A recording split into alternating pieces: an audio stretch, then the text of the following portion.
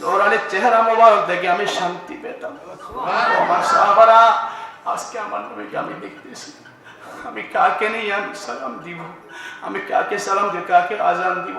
ও বেলাল, না না, আমরা তোমার আজান শুনতে চাই। বেলাল, তুমি কি জানো না আমরা তোমার আজান? এই বাবারে, প্রেম অর্জন করেন। যেই নবীর মাহফিল করতেছি, এই নবীর জন্য আমার নবী সাহাবীরা কত পাগল ছিলেন।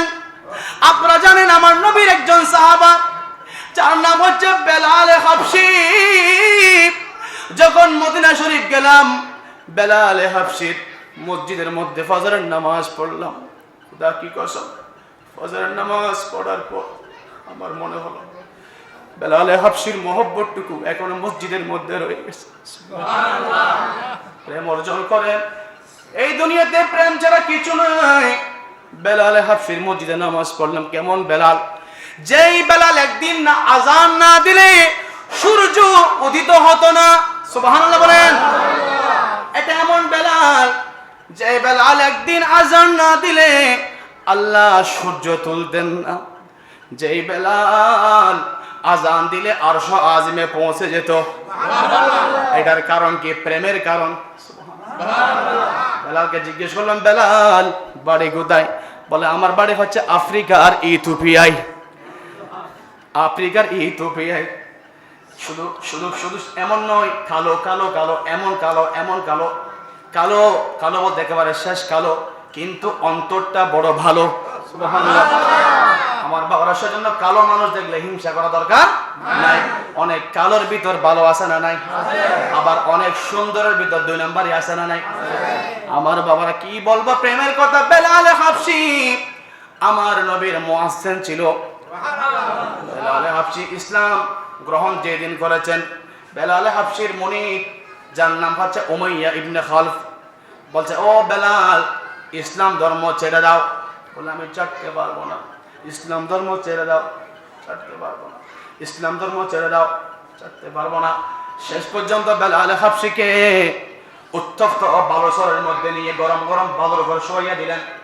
শুধু তাই করেন নাই, বেলাল কষ্ট পাচ্ছ? বলে কষ্ট পাচ্ছি। ও বেলাল, ইসলাম ছেড়ে দাও। আমি ইসলাম ছাড়বো না। বেলাল, তোমাকে মেরে ফেলা হবে। বলে আমাকে মেরে ফেলেন, এরপরও আমি ইসলাম ছাড়বো না। কেন কেন? আমার নবী পাকের এমন চেহারা, আমার নবীর এমন সুন্দর চেহারা, আমার নবীর কথাও সুন্দর, বাসাও সুন্দর, চলাও সুন্দর। আমার নবীর খোরা জিন্দেগি উম্মতের জন্য মডেল। জোরে বলুন আল্লাহু আকবার। ইয়া রাসূলুল্লাহ সাল্লাল্লাহু আলাইহি ওয়াসাল্লাম জিন্দাবাদ, জিন্দাবাদ। বেলাল হাবশীর অন্তরটা বড় ভালো ছিল। উমাইয়া ইবনে খালফ শেষ পর্যন্ত বেলালের মুখের মধ্যে জ্বলন্ত আগুনের টুকরা ঢোকাই দিলেন। মানে আগুন দিলে জিহ্বা পুড়ে যাবে, তাহলে আর কলমা পড়তে পারবে না। আগুন জিহ্বাটা মাঝখানে ছিদ্র হয়ে গেছে। সেজন্য বেলাল হাবশী যখন আজান দিত, আশহাদু আন্নার জায়গার মধ্যে বলতো আশহাদু আন্না। সুবহানাল্লাহ। আল্লাহ বলে আমার বেলাল যে নবীর প্রেমের মধ্যে জিহ্বা ছিদ্র করে ফেলেছে, ওই অশুদ্ধ আজানটাই আমি আল্লাহ কবুল করলাম। এবার দেখ কেমন প্রেম দেখেন, কেমন প্রেম দেখেন। আমার নবী যেদিন দুনিয়ার জমিন থেকে ইন্তেকাল করলো, বেলাল পাগল পারা হয়ে গেল। বেলাল বলল আমি কোথায় যাব? আমি তো আফ্রিকা থেকে মদিনায় আসছি নবীর প্রেমে। আমি তো নবীর গোলাম। আজকে আমার নবী দুনিয়ার জমিনে নাই, আমি কোথায় যাব? আমি আর মদিনা শরীফ থাকবো না। কেন না? কারণ মদিনা শরীফ আমি যখন এদিকেও দেখি আমার নবী হাঁটতো, যখন পিছনে দেখি আমার নবী হাঁটতো, যখন বামে দেখি আমি দেখলাম আমার নবী হাঁটতো। আজকে আমার নবী নাই, আমি কাকে নিয়ে বাঁচবো, কাকে নিয়ে থাকবো? সুতরাং আমি মদিনা শরীফ থাকবো না, আমি দামেস্কের জমিনে চলে যাব। হায় হায় হায়, বেলাল হাবশী শেষ পর্যন্ত মদিনা শরীফ ছেড়ে দামেস্কের জমিনে চলে গেল।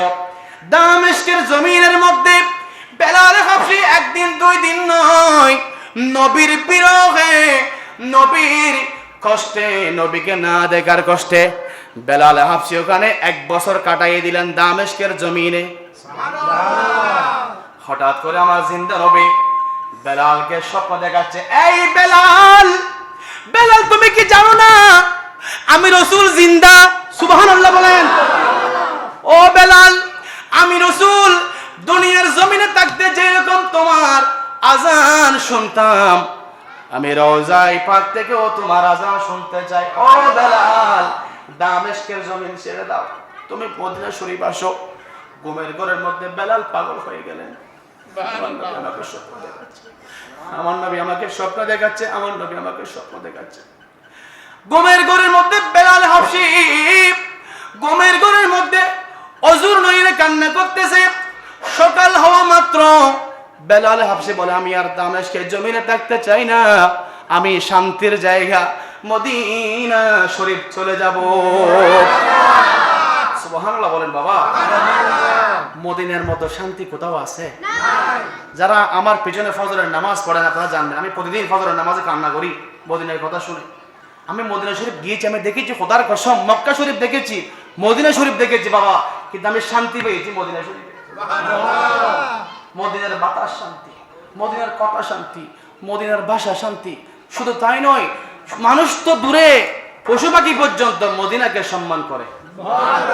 হায় হায়, কবুতরগুলো দেখেন, কবুতরগুলো সারাদিন আমার নবী রওজায়ে পাকের দিকে জিয়ারত করবে, 1 ফোঁটা পায়খানা করে না। ও কবুতর, পায়খানা করে না কেন? বলে, হে খবরদার, আবু জাহেল না চিনলেও আমি চিনি। আমার ওই কবুতরগুলো মসজিদে গামাম একটা মাঠ আছে আমার নবী রওজায়ে পাক থেকে অনেক দূরে, সেখানে এসে এরা এদের হাজত সারে। আল্লাহুম্মা সাল্লি আলা সাইয়্যিদিনা মুহাম্মাদ নাবিয়ানা মাওলানা মুহাম্মাদ। আল্লাহুম্মা সাল্লি আলা সাইয়্যিদিনা মুহাম্মাদ নাবিয়ানা।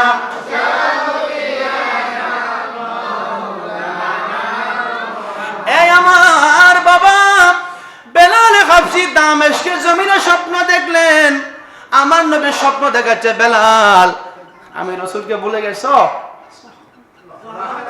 আমাকে ভুলে গেছো। বেলাল আর থাকতে পারে নাই। সকাল বেলায় দামেস্কের জমিন থেকে চোখের পানি ছেড়ে ছেড়ে বেলাল হাবশী মদিনা শরীফ চলে আসলো। বেলালকে দেখে সাহাবায়ে কেরাম পাগল হয়ে গেছে। ইনি তো ওই বেলাল, যেই বেলাল আজান দিয়ে আমার নবীকে খুশি করেছেন। ইনি তো ওই বেলাল যিনি আজান না দিলে আরশে আজিমের মধ্যে ফজর হতো না। ইনি ওই বেলাল যিনি আজান না দিলে সূর্য উঠতো না। এই দেখো দেখো, বেলাল হাবশী আসছে, আমার বেলাল, আমাদের বেলাল আসছে। সবাই বলে, বেলাল অনেক দিন পরে আসছো, আমরা তোমার মধুর কণ্ঠে আজান শুনতে চাই। বেলাল বলল, সব অনুরোধ করো, আজানের অনুরোধ আমাকে করো না। বলে, কেন কেন কেন? বলে, আমি আগে আজান দিতাম, আমার নবী আমার সামনে থাকতো, আমি আশহাদু আন্না মুহাম্মাদুর রাসূলুল্লাহ যখন বলতাম, আমার নবী। বেলাল তুমি কি জানো না আমরা তোমার আজানের পাগল, আমরা তোমার কণ্ঠের পাগল। সাহাবায়ে কেরাম সবাই অনুরোধ করলো। বেলাল বল, আমাকে অন্য রিকোয়েস্ট করো, আজানে রিকোয়েস্ট করো না। সাহাবায়ে কেরাম শেষ পর্যন্ত বৈঠক বসলো। বলে, বেলাল কারো কথা শুনবে না। আমাদের মনে হয় বেলাল আমার নবীর কলিজার টুকরা, ইমামে হাসান, ইমামে হুসাইন, যাদেরকে আমার নবী বেশি ভালোবাসতো, যাদেরকে আমার নবী নিজের সন্তান বলেছেন, যারা জান্নাতি যুবকদের সর্দার, হয়তো ইমাম হাসান হুসাইন যখন রিকোয়েস্ট করবে, বেলাল হয়তো আজান দেওয়ার জন্য রাজি হবে। উচ্চ সুরে বলুন সুবহানাল্লাহ। শেষ পর্যন্ত ইমামে হাসান, ইমামে হুসাইন বেলাল হাবশীকে অনুরোধ করলো, ওগো আমার নবীর মুয়াজ্জিন, মুয়াজ্জিনে মুস্তাফা, মুয়াজ্জিনে মুস্তাফা, ও বেলাল তোমার আজান অনেক, আপনার আজান শুনেছি অনেক অনেক দিন হয়েছে, প্রায় বছর হয়ে গেছে। ও বেলাল, আমাদেরকে আপনার মধুর কণ্ঠে এর আজান শোনান। বেলাল বলল, সাহাবায়ে কেরাম আমাকে রিকোয়েস্ট করলো, আমি রাখতে পারি নাই। তাবেঈনে কেরাম রিকোয়েস্ট করলো, রাখতে পারে নাই। কিন্তু যদি আমি ইমামে হাসান হোসেনের রিকোয়েস্ট না রাখি, তাদের যদি আমি আবদার না রাখি, তাহলে নবুয়ত রাসূল কষ্ট পাবে। এই কথা বলতে না বলতে বেলাল হাবশী ইমাম হাসান হোসেনের কথা শুনে জবান ছেড়ে দিলেন, আল্লাহু আকবার, আল্লাহু আকবার, আল্লাহু আকবার, আল্লাহু আকবার, আশহাদু আল্লা ইলাহা ইল্লাল্লাহ, আশহাদু আল্লা ইলাহা ইল্লাল্লাহ। সবাই বলেন, আশহাদু আন্না মুহাম্মাদুর রাসূলুল্লাহ। একবার বলেছেন, আরেকবার বলতে গিয়ে বেলাল হাবশী ওইখান থেকে মাটির মধ্যে শুয়ে গেলেন। সাহাবায়ে কেরাম কান্নাকাটি শুরু করে দিল, ও বেলাল, আজান দাও না, নবীর নামটা একটু বলো না। বেলাল বলল, আমি শুধুমাত্র একবার মুহাম্মদ রাসূলুল্লাহ বললাম, যদি আরেকবার মুহাম্মদ রাসূলুল্লাহ বলি, আমি আর দুনিয়ায় থাকতে পারবো না, আমি দুনিয়ার জমিন থেকে চিরতরে বিদায় নিব। উচ্চ সুরে বলুন সুবহানাল্লাহ। তাহলে এরকম প্রেম অর্জন করা দরকার আছে না নাই?